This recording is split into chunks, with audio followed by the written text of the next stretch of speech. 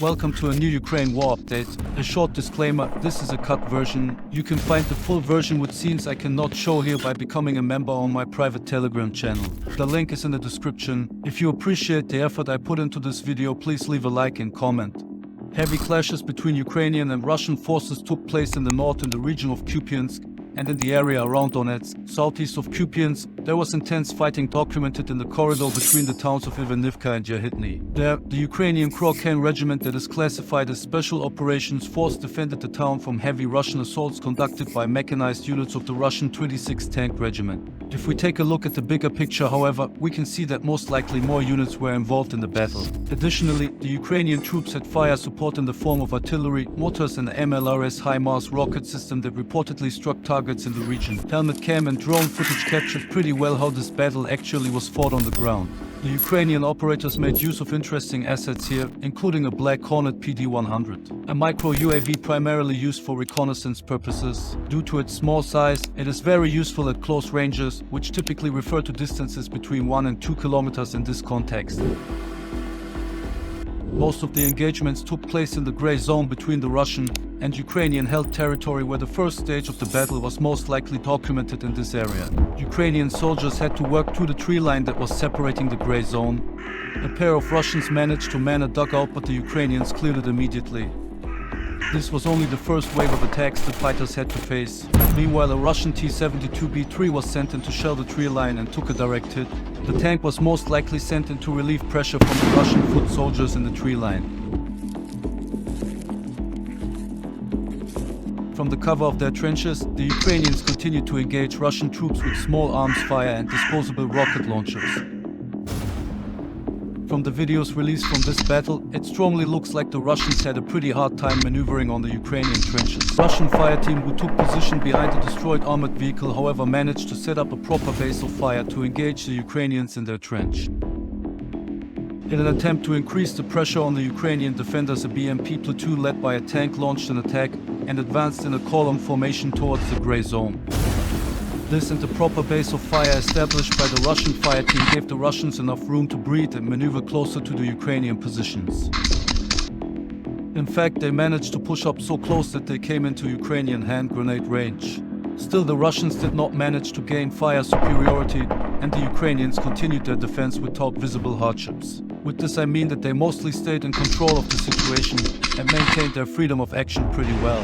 The fact that the advancing Russian BMP column turned around and discontinued their push, at least from this avenue of approach, was also favorable for them. Here we see Kupjansk operators making use of another interesting asset to counter the Russian offensive actions. A 120mm Scorpion mobile mortar system. This system played a crucial role in repelling the attacks on Avdiivka.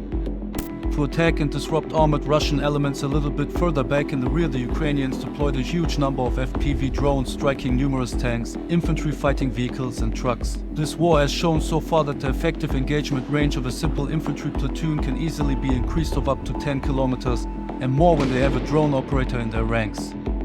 Cutting down the flow of armored enemy elements in the rear of the front line by using FPV drones took away a lot of potential pressure from the soldiers in the trenches. These strikes actually thinned out the local temporary offensive potential of the attackers, and the very same approach has already been proven on the Zaporizhia front and was one of the reasons for the slow progress made by Ukrainian armored formations. Again, the short reminder that this is a cut version of this video. You can find the full breakdown with a lot of left out scenes on my private Telegram channel. For $5 a month you get access to it. There I can show and talk about things I am not able to show or talk about here. The link is in the description. Seems like the Ukrainians gained so much control of the situation that they were able to launch a small local counterattack with a single T-80 tank that drove head-on to the tree line and fired right into it multiple times. A Ukrainian soldier was following the tank from a safe distance and filmed from the ground. The tank also had a camera mounted on top of its turret. Here the location. The next day the tank conducted an attack again and targeted a group of Russian infantry.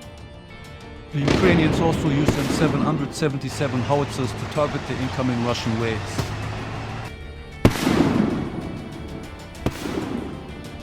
In the end, cluster munitions were used against the remaining Russian elements and ended the battle.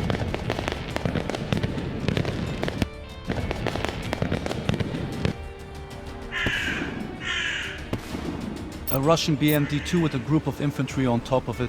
The vehicle is linking up with a forward element already waiting for them in a field. A soldier jumps and falls. The soldiers are trying to draw the attention of the BMD crew to something as one of them begins to approach the vehicle. Another soldier jumps and falls as well. The men seem to be in a hurry and appear visibly nervous. One soldier tries to mount the BMD again, but it begins to move and he is the third to fall down that day. At least his comrade checked on him, which the other two cannot claim for themselves. The BMD pushes further up. Seems like the forward element encountered 2 Ukrainian positions ahead, perhaps even took fire from there, and is now relaying intel about the direction to the BMD crew. This would explain why they seem to be in a hurry since they were actually standing on hot ground. It appears they decided to charge towards the positions, and the soldiers mount the BMD once again. Still in a hurry, however, the BMD begins to drive and leaves 2 soldiers behind who were not able to climb onto the vehicle in time. The rest of the soldiers gets dropped off closer to the Ukrainian positions, and for the 4th time a Russian soldier falls. Leaving the infantry behind, the BMD-2 charges head-on towards the Ukrainian positions. Suddenly, the vehicle gets struck by an anti-tank guided missile. Shortly after, a second anti-tank guided missile strikes. The direction the missiles were coming from nearly exactly matched the one given by the Russian soldier in the beginning of the clip. This basically means that the BMD crew ignored all the warnings and drove head-on into the crossfire. Without transport, the Russian soldiers are left on their own in the open. In the Donetsk region, Russian forces continued their offensive operations towards Avdiivka, and heavy fighting has been documented especially from the northern part of the town. According to data from the deep state map, 3 Russian motor rifle brigades and 1 rifle battalion are involved in the fighting with 3 main directions of assaults. Most of the engagements took place in these 3 areas here. Russian forces managed to occupy parts of this height after taking heavy losses. Drone footage from the Russian 114th Separate Motorized Rifle Brigade shows the Russian flag waving on the height after Ukrainian forces were partially driven out of their positions and had to fall back. The Ukrainians on their side retaliated for the partial loss by hitting the flag with an FPV drone. It seems that, according to the deep state map, Russia by now has gained total control over the height as I was working on this update. As this video shows, M2 Bradleys from the 47th Mechanized Brigade were also sent into the battle to reinforce the north. At first, this video has wrongly been attributed to the southern front by many people, but the 47th Mechanized Brigade was in fact just recently relocated to the Avdiivka front to help holding the lines there. In addition, Leopard 2 tanks also entered the battle, and the 114th Motorized Brigade already claimed to have destroyed one. They released drone footage showing a Ukrainian Leopard 2 that got abandoned by its crew and is later seen burning. The hit on the vehicle, however, was not shown. The quality of the drone footage is, as always, pretty bad, and I cannot really tell what took out the vehicle. Besides the capture of the hill, this was the most significant visible success Russia has made so far. In addition, it was claimed that also at least 1 Bradley was destroyed, but video footage confirming this is missing right now. Despite these advancements, Russia still throws large amounts of manpower and equipment into the battle, and a number of Ukrainian drone videos shows Russian armored formations trying to break through Ukrainian defensive lines to encircle the town. This video shows a Russian BTR column led by 2 tanks coming under heavy fire during one of these pushes.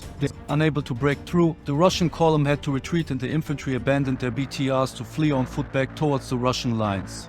This footage was recorded near the village of Krasnohorivka, and I assume the Russians were part of the 277th Rifle Battalion. Also, it seems large portions of the Russian soldiers here are actually DPR fighters.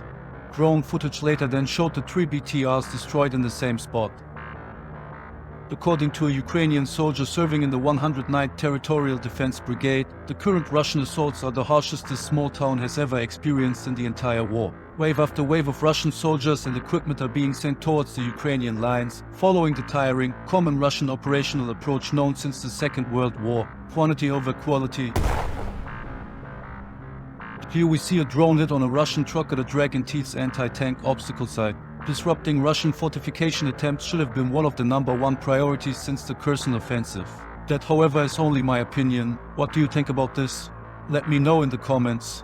Also, I would be glad to hear your feedback regarding this update. I tried to use more maps and animations this time to better depict the events and add more educational value. In the area of Klishchivka, the Ukrainian 5th Assault Brigade stopped a Russian mechanized assault, as drone footage released by the brigade shows. From the footage it looks like that not more than a platoon-sized Russian element was involved, but under the shadow of the massive ongoing Russian offensive in Avdiivka, and the recent offensive attempt in Avdiivka. It is interesting to see that Russia once again tries to expand its actions on a larger front. As this update has shown, however, the price for this push is high, and so far, Ukrainian troops are still holding their lines. That's it for this update, guys. Thank you very much for watching. Again, this was a shortened version, and the full video can be viewed on my private Telegram channel for those who become members there. The link is in the description. This video was only possible thanks to the people already supporting me with $5 a month. For now, your contribution helps me to deliver higher quality videos, as this upload hopefully has shown. In the future, however, I hope to be able to hire some more help for the channel with it. Currently, I am just getting into map animations and other motion graphic stuff, and I have to admit these little animations were a pain to make in DaVinci Resolve. I'm planning to upgrade to the full Adobe Creative Cloud suite soon, so I can finally start working with GeoLayers 3 to bring you real maps and other layered visuals. If you found the video helpful and appreciate my efforts, please show it with a like and comment. Also, make sure to share this video so it reaches more people. If you want to see more videos like this in the future, do not forget to subscribe, hit the bell, and enable all notifications for this channel. That way, you won't miss any new videos. Thank you again, until the next time.